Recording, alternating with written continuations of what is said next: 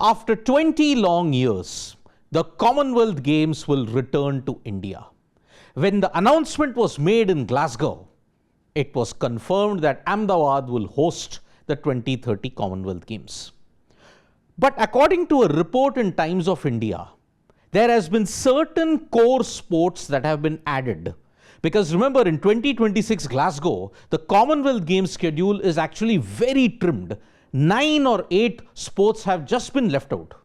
But India, you will see a total of 17 sports in 2030.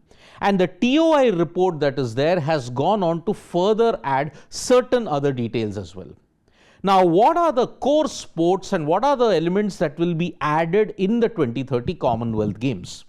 Well, the Times of India report states that athletics, swimming, table tennis, lawn bowls, weightlifting, netball, boxing, artistic gymnastics, then looking at the other core, para-athletics, para-swimming. So whatever are the disciplines that is there, even for the able-bodied athletes, even the para thing will also be included in the Commonwealth Games.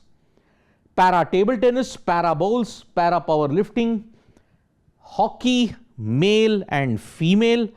But the big addition is cricket, male and female. Now remember, cricket came back into the Commonwealth Games when the women's cricket team played in the Commonwealth Games of 2022. But as far as the men are concerned, the last time they played in the Commonwealth Games was way back in 1998, when South Africa, led by Sean Pollock, gave them the title by beating Australia in the final.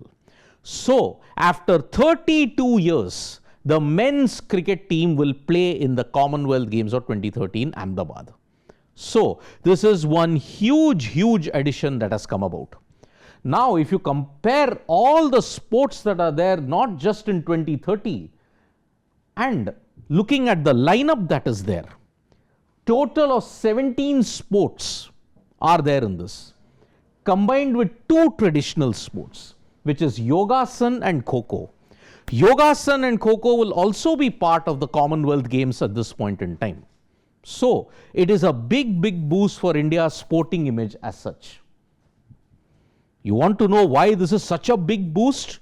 Because look at the sports that has been dropped from the CWG in 2030.